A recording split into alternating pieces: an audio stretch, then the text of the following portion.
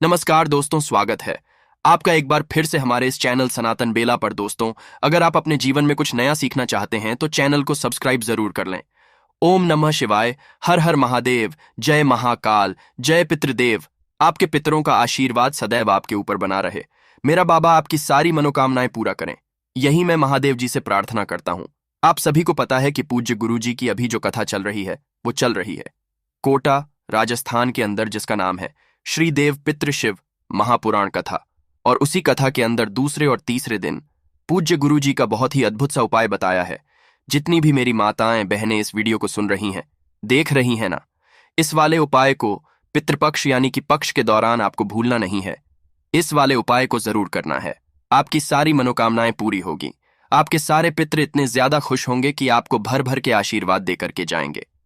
छोटा सा उपाय है, मात्र वृष कपि वाला उपाय। जो व्यक्ति कर लेगा उसकी सारी कामनाएं पूरी जरूर होगी। कैसे करना है, पूज्य गुरु जी की कथा से सुनकर और समझकर आपको बहुत अच्छे से समझाने का पूरा कोशिश करूंगा।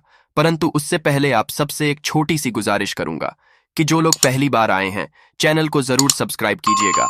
वीडियो को लाइक करके महादेव जी का कोई सा भी प्यारा नाम कमेंट बॉक्स में लिखना मत भूलिएगा। इस पूरे वीडियो के अंदर हम लोग 3 महा उपायों के बारे में बात करेंगे। सारे के सारे उपाय आपके नए हैं और इसी वाली कथा में बताए हुए हैं। ध्यान से सुनिएगा। सबसे पहले बात कर लेते हैं पहले वाले उपाय की तरफ, ठीक है, जो कि है वृषकपि वाला उपाय, है ना। जितनी भी मेरी माताएं बहनें, उनको मैं पहले भी बता चुका हूं।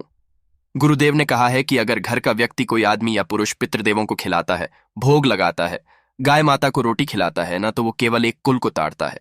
परंतु जो माताएं बहनें या बहू या बेटी पत्नी इस वाले काम को करती है ना, तो वो एक साथ 2 कुल को ताड़ती है। पहला अपने ससुराल के पितृ को, दूसरा अपने मायके वाले पितृ को, ठीक है ना। इसीलिए पूज्य गुरु जी ने इस वाले उपाय को माताओं बहनों से करने के लिए खास करके बोला है।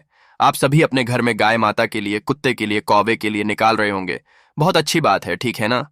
आपको इस वाले उपाय में एक रोटी लेनी है ना। एक रोटी बनानी है ना, बना लोगे। और रोटी बनाने के बाद आपके घर में हमेशा ध्यान रख लेना, खीर, जिस दिन भी आप पितृपक्ष में खाना खिला रहे हो, आपके पितरों के लिए खीर जरूर बनाना। और जो खीर होगी वो केवल और केवल गाय माता के दूध की बनाना, किसी और चीज की मत बनाना, ठीक है। भैंस का दूध गलती से भी काम में मत लेना। थोड़ी सी खीर इसी वाली रोटी के पर रखकर, यहां पर आपको थोड़ी सी खीर इसी वाली रोटी के ऊपर रखकर, या फिर जो भी मीठा आपने घर में बनाया है उसे इस रोटी के ऊपर रखकर अपने घर के बाहर किसी भी गाय को बुलाना है।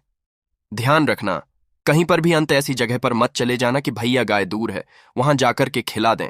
गाय उनके घर पर है तो उनके घर पर जाकर के खिला दें। ये वाली गलती नहीं करना है, ठीक है ना। आपको क्या करना है, गाय माता को अपने घर के बाहर बुलाना है और घर के बाहर रोटी को गाय माता को खिला देनी है। किनके नाम से?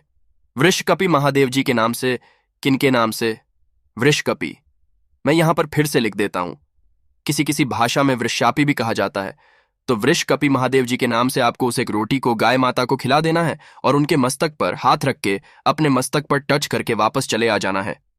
पूज्य गुरु जी ने कहा है कि जिस घर से भी वृषकपि के नाम से गाय को एक रोटी भी मिल जाती है ना, उस घर में कभी पितृदोष नहीं लगता है। और उसके बाद वो जो कामना करती है, का नाम लेकर रोटी खिला करके जो भी कामना करती है, उनकी सारी कामनाएं पूरी जरूर होती हैं। उनका परिवार हमेशा फलता फूलता रहता है। उनके जो बच्चे होते हैं ना, वो हमेशा तरक्की के रास्ते पर जाते हैं। चाहे कितनी भी बड़ी से बड़ी परेशानी हो जाए, उनके घर पर आंच नहीं आती है। ये चीज ध्यान रखना, पूज्य गुरुजी ने बहुत जोर करके बताया था। और जो दूसरा वाला है ना, इसे तो आप गलती से भी भूलना मत। किसी भी दिन श्राद्ध पक्ष के अंदर, पितृपक्ष के अंदर आपको ये दूसरा उपाय आपको जरूर करना है ना। देखिए, अगर आपको लगता है कि आपको कोई बड़ी भारी बीमारी हो चुकी है या फिर बीमारियों ने आपको घेरा हुआ है, परेशान हो चुके हो, है ना। आप सोचते हो कि डॉक्टर के पास जाएंगे तो पता नहीं वो क्या बताएगा, है ना। शरीर में कोई गठान हो गई है या फिर शरीर में कोई बड़ी भारी बीमारी सी अगर आपके परिवार में है, किसी भी व्यक्ति को, है ना, तो डॉक्टर के पास से पहले एक काम कर लेना। बस पितृपक्ष श्राद्ध पक्ष के दौरान है ना, नहीं भी है तो अपने स्वास्थ्य को सही रखने के लिए इस वाले उपाय को करना। ध्यान से सुनना, एक लौटा लेना है आपको तांबे का, जिसके अंदर आपको अपने घर का शुद्ध जल भरना है और कुछ नहीं भरना है। इसी के साथ में आपको चाहिए होगी थोड़ी सी कुशा, ठीक है। अब ये हरी वाली कुशा तो आपको मिलेगी नहीं। पूज्य गुरु जी ने चौथे दिन की कथा में बताया था। मैं फिर कह रहा हूं, चतुर्थ दिन कोटा की जो कथा चली थी ना, उसमें आप लास्ट के 4:05 से 4:30 की कथा सुन लेना, ठीक है। उसके अंदर कुशा लेनी है और इस कुशा को अगर ऐसी नहीं मिलती है तो पूजा पाठ वाली सामग्री की दुकान पर जाना, वहां पर इस तरीके से आपको कुशा सुखी हुई कुशा मिल जाएगी, ठीक है ना।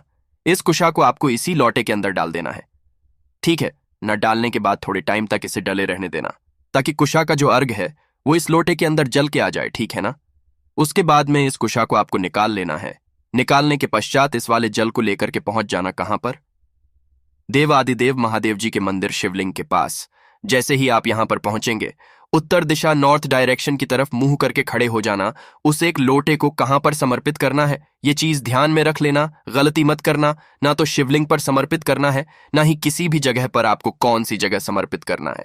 देखिए ध्यान से, ये है एक तो माता रानी का, जो सुंदरी माता रानी का जो स्थान है वो ये है, और दूसरा ये है शिवलिंग का स्थान, ठीक है ना। और ये है माता रानी का हस्तकमल। अब इसके बीच में जो ये वाली जगह बची है ना, मैं फिर से बता रहा हूं, ये वाली जगह है ना, ये वाली जगह मैं सबको मिटा देता हूं, केवल उसी वाली जगह को मैं बता रहा हूं। इन दोनों के बीच में जो ये वाली जगह है ना, आपको यहां पर जल समर्पित करना है। क्या करना है? यहां पर आपको जल समर्पित करना है, वो वाला। और कहीं पर भी आपको जल समर्पित नहीं करना है, ध्यान रखना। ये जो समर्पित आप करोगे इस वाले जल के नीचे, यहीं पर आपको उस लोटे को लगा देना है। जो भी यहां से टच होता हुआ जल इस लोटे के अंदर इकट्ठा होकर के आएगा ना, इसे आपको लेकर के अपने घर पर चले जाना है, और इसी वाले जल को आपको अपने शरीर के उस स्थान पर लगा देना है जहां पर भी आपके प्रॉब्लम है। किसी भी तरीके की कोई गठान है, काले धब्बे है, या फिर कोई चोट है, कुछ भी है ना, उस स्थान पर आप लगा लेना। और उसके बाद डॉक्टर के पास जाना। आपकी जो रिपोर्ट आएगी वो पॉजिटिव ही आएगी। साथ ही साथ गुरुजी ने एक और उपाय बताया था कि जो कुशा का महत्व होता है ना, पितृपक्ष के दौरान या आपकी घर की सारी समस्याओं को हल कर देता है। तीसरे वाले उपाय के अंदर मैं आपको बताता हूं कि जो कुशा का महत्व होता है, आपको अगर कोई बड़ी भारी बीमारी, शरीर में कहीं दर्द हो रहा हो है ना, महिलाओं को अधिकतर होता है कि कमर में दर्द, घुटनों में दर्द, कंधों में दर्द है ना, सीने में दर्द, काफी सारे ऐसे दर्द वगैरह होते रहते हैं। बीमारियां काफी सारी है। कभी पेट सही नहीं रहता है, कभी पेट में दर्द रहता है ना, पेट से नीचे वाले स्थान पर काफी ज्यादा दर्द रहता है। तो उसके लिए पितृपक्षी के दौरान आपको एक उपाय करना है। ध्यान से सुनिएगा। एक लोटा शुद्ध जल आप ले लोगे, ठीक है ना। कौन सा वाला लोटा लेना है आपको, ये चीज ध्यान रख लेना, तांबे का लोटा ही लेना है। और जो मैंने कुशा आपको बताई थी, अगर ऐसी कुशा नहीं मिलती है ना, आपको पूजा पाठ की सामग्री से आप इस तरीके की कुशा ले लेना, ठीक है ना। और इस कुशा को आपको इसी वाले लोटे के अंदर ही डाल देना है, और इसके बाद इस लोटे को उठा करके शाम के समय पर आपको देना है, जहां पर भी आपके पानी पीने का स्थान होता है ना, वहां पर रख देना और इसे ढक देना। कुशा जो है वो इसी के अंदर डाल देना। हो सके तो एक लंबी बाती का दीपक जरूर लगा देना, गाय के घी का, जिसकी दक्षिण दिशा की तरफ बत्ती होनी चाहिए, ठीक है। रात भर रखे रहने दीजिए, है ना। उसके बाद जब आप सुबह उठेंगे, उठने के पश्चात ना तो आपको कहीं नहीं जाना है, कुछ भी नहीं करना है, पानी भी नहीं पीना है, कुछ नहीं करना है। सबसे पहले आपको अपने किचन में आना है, दक्षिण दिशा की तरफ पितरों का स्मरण करना है, और स्मरण करने के पश्चात इसी वाले लौटे में से आपको 7 घुट जल पीना है। कुशा का जल पितृपक्ष के दौरान 3 से 4 बार इस उपाय को करके देख लेना। आपकी सारी शरीर की बीमारियां जो होगी ना, चाहे कहीं का भी दर्द हो, गठिया हो, कुछ भी हो, किसी भी तरीके की शारीरिक बीमारी आपकी जड़ से खत्म हो जाएगी। पूज्य गुरुजी का इतना अद्भुत उपाय है। ये कुशा कोई छोटी मोटी चीज नहीं है। गुरुदेव ने इसके बारे में कथा में भी बताया था कि जब माता पार्वती जी अपने ननिहाल गई थी, यानी कि जो पितृलोक होता है वो उनके नाना जी का ही है ना, वहां पर उन्होंने कुशा का ढेर देखा था। तब उस कुशा का महत्व इतना बताया गया था। पूज्य गुरुजी ने कथा में बताया, चौथे दिन की मैं के, जिसके घर में कुशा नाम का, अगर ये कुशा का एक आसन भी रखा हुआ रहता है, इसे भी रखने के 3 स्थान है, जो मैं पहले वाले वीडियो में आपको बता चुका हूं।